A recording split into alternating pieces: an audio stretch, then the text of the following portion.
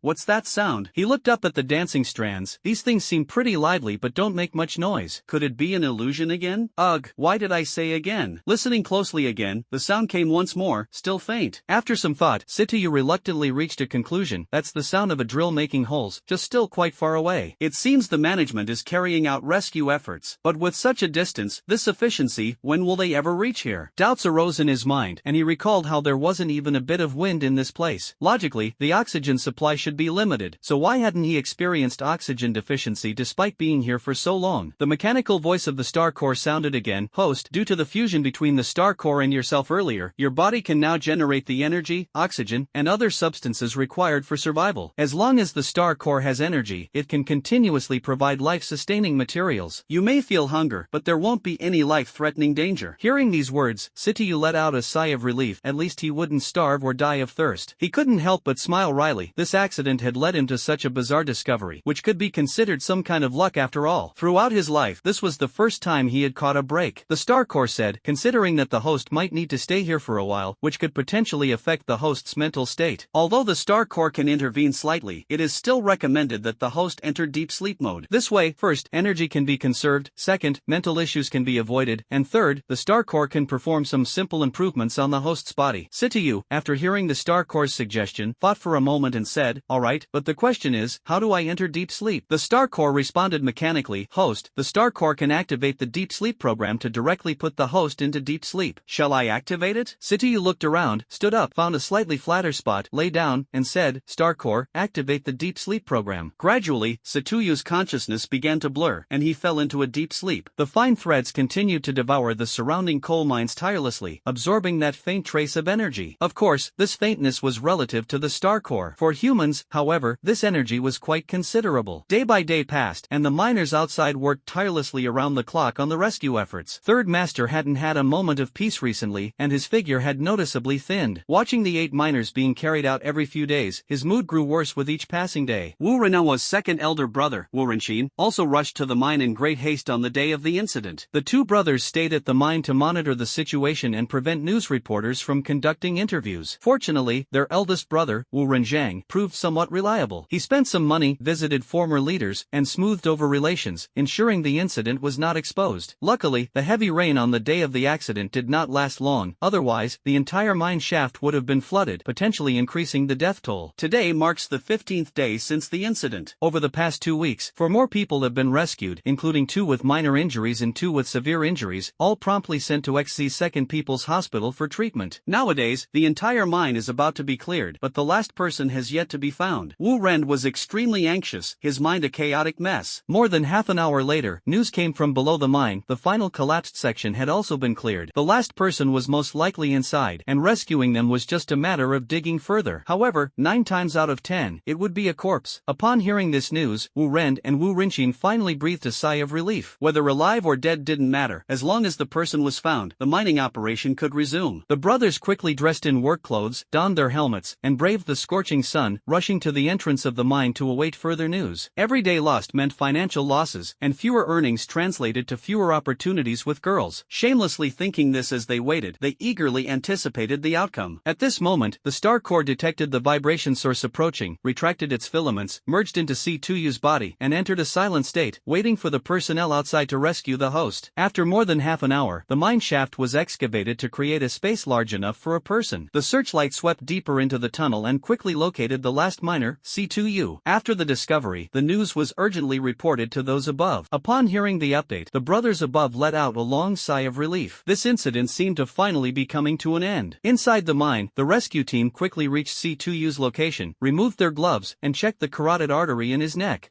Strange, why is the body still warm? Carefully feeling the pulse again, strangely enough, although weak, there was still a heartbeat, and faint breaths were coming in and out of the nostrils. They immediately instructed their companions to place C2U on a stretcher, roughly putting him onto a makeshift stretcher, then carried him out of the mine shaft. The remaining person looked around, somewhat stunned. Why were there so many branching paths here? It seemed they hadn't been dug out before. Shaking his head, he followed the others out of the mine shaft. The miners above, seeing the person being carried up, felt slightly relieved. Although a bit unbelievable, at least the last one was still alive. Wu Ren and Wu Rinqin also sighed together, silently thinking, why didn't he just die? This is something C2U knows well, considering he had been one of the partners deceiving orphans back then. If he had died, a single fire would have resolved everything. But now, being half dead like this, we still have to fork out money for medical expenses, which is all coming out of our own pockets. The two frustrated men exchanged a glance, then ordered someone to lift him onto a van and send him to the Second People's Hospital in X City. The miners sent from the mine to the hospital were also instructed to keep their mouths shut after being admitted. C2U was placed in the bed near the door. Beside the bed, a bottle of nutrient solution was slowly dripping into his body. The next morning, a ding sound echoed in C2U's mind from the star core. Detected host is absorbing a low-level energy solution. Beginning wake-up procedure. Countdown 3, 2, 1. Wake-up procedure initiated. Estimated time for wake-up 100 seconds. Then it fell silent again. The room was a standard 6-bed ward, filled with the smell of disinfectant and various odd odors. Knock knock knock, ward round. A middle-aged nurse with a hoarse voice walked into the room, accompanied by 2 trainee nurses. The 2 trainee nurses were rather plain-looking but had decent figures. Their pristine white uniforms added a slight hint of allure. As for the middle-aged nurse, well, she was another story entirely. The nurse walked to Satuyu's bed, glanced at the nutritional supplement next to him, noticing there was quite a bit left. She then looked at the medical case summary hanging on the bed and the list of medications needed for the day before setting it down. In fact, she only managed to identify a few types of medications. She couldn't make sense of the case summary. The 2 trainee nurses also took a look at the list as they stood to his left and right. Then they turned their attention to Satuyu lying on the bed. Trainee nurse A whispered to trainee nurse B, yesterday, I heard from the doctor on duty that he survived half a month after a mining accident before being discovered. Other than feeling a bit weak, he didn't suffer any injuries at all. It's really a miracle. Her exaggerated expression was quite fitting. Nurse B was momentarily stunned and then exclaimed in surprise, really? That's amazing. She then turned to look at Situyu's barely passably handsome face, muttering to herself, his looks are just so-so, but to become a miner at such a young age. What a pity for that slightly handsome face. Nurse A, with her sharp ears, actually overheard her muttering and joked, you're drooling. Am I?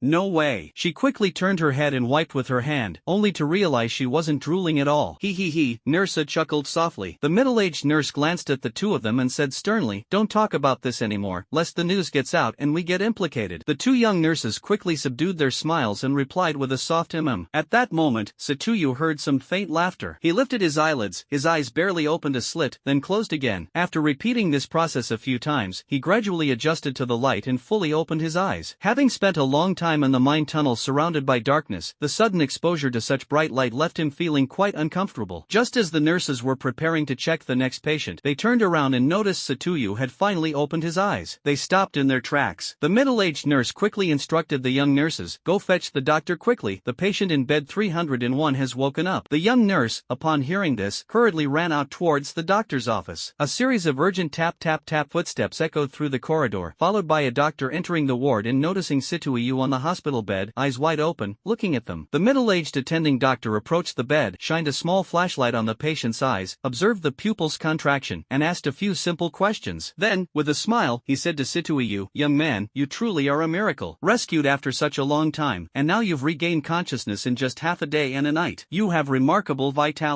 For now, don't overthink anything, just rest well for a few days. I'll go notify your unit's supervisor." After speaking, the doctor stood up and turned to leave the ward, while the nurses continued with their rounds. That afternoon, Wu Renxin, dressed in a neatly tailored suit and slightly overweight, arrived at the hospital and went to the bedside. Seeing Situyu, who had awakened from a coma, he broke into a bright smile. "Xiaoyu, how's your health? Don't worry about work, just focus on recuperating first. Get your health back, and we can talk about other things later." Situyu looked at the middle-aged man and recalled the moments of torment he had experienced when he first arrived at the mining site, which had left a deep impression on him. Now, seeing the man smiling like a blossoming chrysanthemum, he couldn't help but feel a wave of nausea inside. He then responded perfunctorily, "Thank you for your concern, Director Wu. I'll make sure to rest well." Wu Renxin gently patted Situyu on the shoulder, took out a large envelope from the bag he had brought, handed it to him, and said, "This is a small token from the company." Then he placed the money beside Situyu's pillow. Situyu glanced at the envelope, which was thicker than a brick, and estimated it contained about 20,000 yuan. He chuckled bitterly in his heart. "Seems like my life is worth just these 20,000. He looked at Wu Renxin and said with a smile, "Thank you for the company's condolences, and also for your concern, Mr. Wu. Thanks for going out of your way to come here." Wu Renxin was about to continue comforting Situyu when the phone in his bag rang. He walked to the balcony and answered the call. "Second brother, it's me, Big Brother. I've settled things on the official front for you. Now the main focus is on comforting the families of casualties and the injured workers." Wu Renxin's tone was serious. "Don't worry, Big Brother. These guys can't stir up too much trouble. I've got plenty of ways to handle them," Wu Renxin replied confidently. Then he glanced back in Situyu's direction and added, "As for that last kid, tormenting him for 2 years is enough. Let him be in the future. We can't take care of him for a lifetime either." These words made Situyu feel like an idle freeloader, leaving him somewhat disappointed. "All right, handle it as you see fit." After hanging up the phone, Wu Renxin glanced around, smoked for a while, casually tossed the cigarette butt aside, then returned to Situyu's bedside and said to him, "Xiaoyu, the company still has some matters to attend to, so I'll head back first. Rest well, I'll take care of the discharge procedures for you." Situyu looked at him in astonishment. Since when did Wu Renxin become so considerate? "All right, you go ahead, I don't have any issues," he said promptly. Wu Renxin left the ward with a cold sneer and went to the attending physician to handle the discharge procedures. The attending physician was also stunned, admitted just yesterday, and now they were rushing to leave today. If it weren't for the fact that the other party had some connections, he would have really wanted to argue with him. With a sigh, the procedures were still completed. Wu Renxin left the hospital with a cold expression, thinking about the compensation fees for the families of the victims, which made his heart ache. He thought about getting those thugs to properly intimidate the families, then drove off in his Mercedes S320, leaving in a hurry. Lying on the hospital bed, Situyu looked at the thin envelope and then placed it under his pillow, thinking to himself, "Has this nobody really turned over a new leaf? The more I think about it, the stranger it seems." Just then, Nurse walked in, holding a slip of paper in her hand. She gave Situyu a peculiar look and then said, "Here, this is for you." Situyu was a bit stunned. Could this be the legendary love letter? His mind wandered mischievously. Could it be that my charm level is off the charts? Casually taking the note, he brought it closer to take a look. "Oh, come on, I knew no one would believe they'd suddenly change. Turns out they dug a pit here for me to fall into." The piece of paper wasn't a love letter, it was a discharge certificate. Situyu angrily tossed the paper onto the nearby table, thinking viciously, "No trust, no conscience, just you wait. What goes around comes around. I, young master, will come back and settle this score with you." The young nurse walked out of the ward, and Situyu calmed down, starting to plan his next steps. After working at this dark coal mine for 2 years, Wu Renxin earned over 10,000 yuan in wages. However, this recent incident cost him another 20,000 yuan, totaling around 30,000 yuan. He wasn't sure what this small sum could really accomplish. Forget it, he decided to stop overthinking and head back to his countryside home in S-City to have a look. Late at night, the star core emitted a sound in his mind. Ding dong, Master Brain Queen revival program initiated, estimated time to awakening, 24 hours. Then, it fell silent again. After a restful night's sleep, Situyu remained unaware of the strange occurrence in his mind the previous night. In the morning, he dressed simply, slowly walked out of the hospital, glanced around, and became quite confused. Where in X city is this? Although there was a hospital sign behind him, he had never been to this place before. Feeling helpless, he waved down a taxi, got in, and told the driver, "Take me to the long-distance bus station." The taxi driver glanced glanced at Sityu, gave a sly smile, and thought, here comes a greenhorn. Then, he took a roundabout route with twists and turns before finally dropping Sityu off at the bus station. Sityu glanced at the meter and was instantly dumbfounded. 100 yuan in total, the equivalent of a week's wages from working at the mine. Helplessly, he had to take out 100 yuan and reluctantly handed it to the driver. As he got out of the car, the driver even smiled and said, welcome again next time. Looking at the sly smile on the driver's face, Sityu felt something was wrong and secretly thought, it seems I've been scammed.